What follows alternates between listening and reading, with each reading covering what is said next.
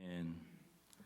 오늘 이제 제목이 이스라엘을 도우시는 하나님입니다. 그래서 북왕국 이스라엘이 못된 짓을 해서도 하나님께서 이스라엘 이름을 천하에 없애지 않겠다, 없이 하지 않겠다 하셨기 때문에 내가 멸망시키겠다고 약속한 것이 없기 때문에 보호하시는 거예요.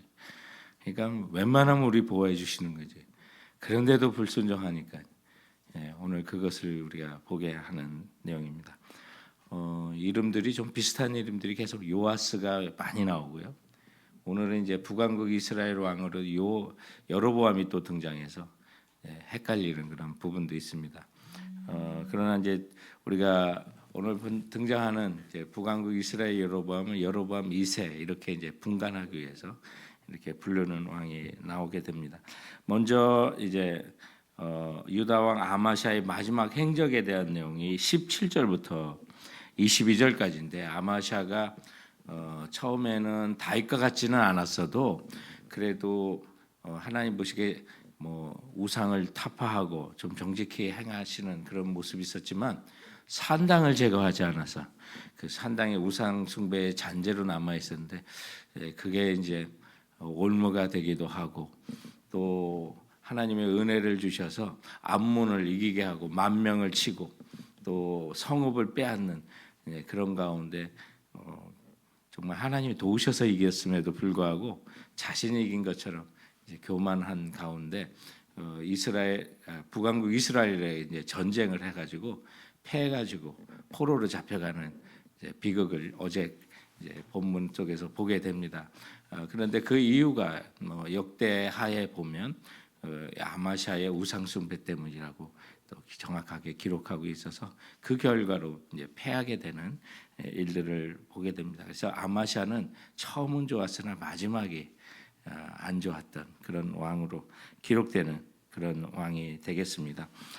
그가 이제 그 우상을 섬기고 악을 행한 남왕국 유다의 어떤 반역의 무리로 인해서 라기스까지 이제 아마샤가 북왕국에서 풀려나서 그 라기스를 도망했지만 오늘 17절 이하 20절까지 내용을 보면 반역의 무리에 의해서 죽임을 당했다 이렇게 기록이 되어 있는데 누구한테 죽었는지까지도 기록을 하지 않는 그런 모습이 있습니다. 이 라기스는 예루살렘으로부터 이제 남서쪽으로 한 40km 정도 되니까 어느 정도쯤인지 여러분 이제 감을 잡으시면 되겠습니다. 근데 성경은 아마샤를 죽인 자들이 누군지도 이름도 밝히지 않으면서 이 아마샤의 죽음이 반역에 의한 저들의 반역에 의한 그 자신의 그 우상 숭배로 인한 하나님의 심판임을 보여주는 거고요. 그만큼 이제 중요시기 여기지 않는 그런 모습이 나옵니다. 역대하 25장 27절에 보면 아마샤가 돌아서서 여호와를 버린 후로부터 예루살렘에서 무리가 그를 반역하였으므로 그가 라기스로 도망하였더니 반역한 무리가 사람을 라기스로 따라 보내어 그를 거기서 죽이게 하고 해서 이렇게 이름도 기록되지 않은 사람에 의해서 죽은 것은 하나님의 저버린 그런 결과라는 걸 더 강조한 것으로 이렇게 보여집니다.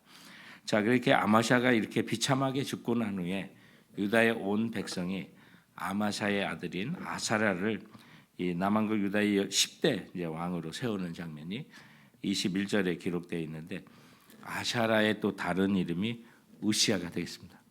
여호람의 다른 이름 이렇게 요람이라고도 하기도 하고 이렇게 이름들이 자꾸 왔다 갔다 해서 다른 사람인 줄 알았는데 찾아보면 같은 사람이라든지 이런 경우가 있습니다. 그래서 이 아샤라는 다른 이름으로 우시아라고 하는 그런 왕이 되겠는데요.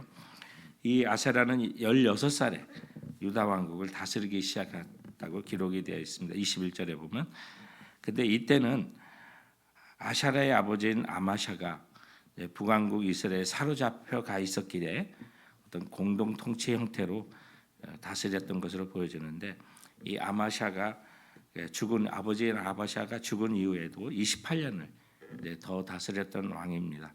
그래서 오늘 이 아샤랴가 엘랏이라는 성읍을 유다로 이제 복귀시켰는데 이게 이제 이스라엘의 남쪽에 있는 홍해로 연결하는 항구 에일랏 바로 오늘날 에일랏이 되겠습니다. 그래서 이 엘랏은 남부 아라비아와 애굽과 베니게로 연결하는 주요 통상로, 또 홍해에 접해 있는 그런 항구 도시가 되고 있는데, 오늘날 이스라엘이 그러니까 이 동쪽에 있는 뭐 어떤 배들을 옮기려고 그러면 그 에일랏을 통해서 홍해로 나와서 수에즈 운하로 가야 되는데, 그 길목을 이제 예멘의 반군들이 막고 있고 이스라엘 배들은 무조건 공격하고, 그래서 그럼 전쟁이 계속되고 있는 이유 중에 하나가 바로 그런 속에서 일어나게 되는 것입니다. 자, 그런가 하면 이제 3절부터 29절까지는 북왕국 이스라엘의 변화를 보여주고 있는데, 북왕국 이스라엘의 이제 요아스 왕이 죽고 요아스의 아들이었던 여로보암이 북왕국 이스라엘의 13대 왕이 돼서 41년간이나 다스린, 굉장히 오래 통치했던, 북왕국 이스라엘은 더 왕조가 좀 빨리 바뀌고 불순종으로 인해서 또 그랬는데요. 41년인간이나 다스리게 되는데, 첫 번째 북왕국 이스라엘의 왕이었던 여로보암과 동명이인이기 때문에 그냥 우리가 공부할 때는 여로보암 2세라 이렇게 하는 그런 왕이 되겠습니다. 여로보암 2세가 다스리는 이스라엘도 죄에서 떠나지 않았지만 하나님께서 긍휼과 은혜로 이제 베푸셔서 선지자 요나를 통해서 예언한 것처럼 하맛 어기부터 아라바 바다까지 영토를 회복하게 하셨는데, 하맛은 어디냐면요, 저 시리아 북쪽에 해당합니다. 그러니까 지금 오늘날 우리 지도로 보면 시리아에서도 북쪽에 해당하니까 굉장히 많이 올라가 있는 그런 영토였고, 또 밑에 아라바라고 하는 건 오늘날 사해가 되겠는데, 이스라엘의 요단강 동쪽을 대부분 가장 많이 가졌던 시대가 바로 이 시대가 되는데, 이렇게 한 이유 중에 하나가 하나님께서 이스라엘의 고난을 보셔서 그들을 구원하기 위함이라고 말씀하고 있습니다. 26절, 27절에 보면 이는 여호와께서 이스라엘의 고난이 심하여 매인자도 없고 노인자도 없고 이스라엘을 도울 자도 없음을 보셨고, 여호와께서 또 이스라엘의 이름을 천하에서 없이 하겠다고도 아니하셨으므로 요아스의 아들 여로보암의 손에서 구원하심이었더라라고. 하나님, 북왕국 이스라엘이 저렇게 불순종하고 우상 많이 섬기는데 왜 저렇게 도와주세요? 영토가 가장 넓은 땅이 됐습니까? 라고 우리가 생각해 볼 수 있는데, 하나님께서 그냥 그 백성이 고난이 너무 심하고 또 그런데 풀어줄 자도 없고 이스라엘을 도울 자도 없다. 그리고 내가 그들을 이름을 지우겠다고 하지 않았기 때문에 도와줬다고. 정말 긍휼 중에 긍휼을 주님께서 베푸셔서 요아스의 아들 여로보암의 손으로 구원하셨다라고 주님 말씀하십니다. 한마디로 말하면 순전한 하나님의 은혜예요. 하나님께서 불쌍히 여기시고 은혜고, 언제는 지켜주겠다고 언약하셔서 지켜주시고, 이번에는 없애겠다고 안에서 도와주시고 하는 그런 은혜를 보여주시는 건데, 이것이 정말 하나님의 신실한 그 은혜에 따라 그 백성의 행동할 것이 맞는지 돌아보게 하는 것입니다. 그럼에도 불구하고 세상 사랑하고 우리가 정말 하나님을 떠나 산다면 이스라엘 모습과 너무 비슷한 거죠. 이들의 이런 하나님께서 은혜를 주셨음에도 불구하고 정말 주님 앞에 철저하게 돌아서고 또 주님의 말씀대로 살지 않음으로 말미암아 이제 이 여로보암이 후에는 이스라엘이 멸망의 길을 걷다가 아시리아에게 이제 잡혀가고 또 나라가 없어지는 그런 수순을 밟게 되는 것입니다. 여로보암의 아들인 스가랴 때 이제 불과 6개월 정도 통치하다가 야베스의 아들 살룸에 의해서 죽음을 당하게 되고, 그 후에 또 반역을 반복하다가 아수르에게 멸망을 하게 되는데, 하나님의 긍휼이 계속 있음에도 불구하고 이것은 하나님의 심판을 요구하시고 그 백성을 불쌍히 여기시는 하나님의 손길이지, 결코 저들이 뭐 잘나서 영토가 넓어지고 한 것이 결코 아니라는 겁니다. 그래서 주님께서 우리에게 주시는 긍휼은요, 영원히 누릴 것이라고 착각해서는 안 된다.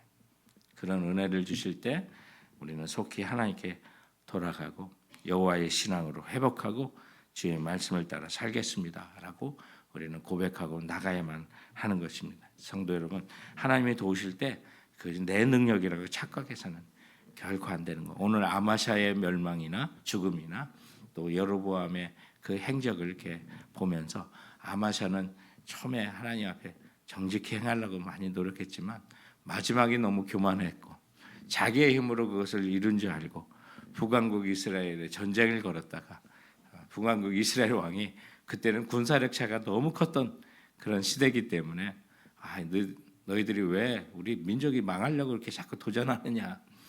너희들은 레바논의 가시나무고 우리는 레바논의 백향목인데 서로 싸웠다가는 들짐승에 의해서 가시나무가 밟혀 죽게 되는데 너 그래도 하겠느냐. 그래도 전쟁하다가 그야말로 들짐승에 의해서 가시나무가 밟힌 것처럼 어제 전쟁에서 패하고 많은 포로로 잡혀가는 그런 일들을 보게 된 것입니다. 그래서 여러분 하나님의 도우심이 내 능력으로 착각하지 말고요. 우리 항상 하나님을 향해서 우리가 돌아서는 자 되기 원합니다. 그러므로 오늘 이 본문을 통해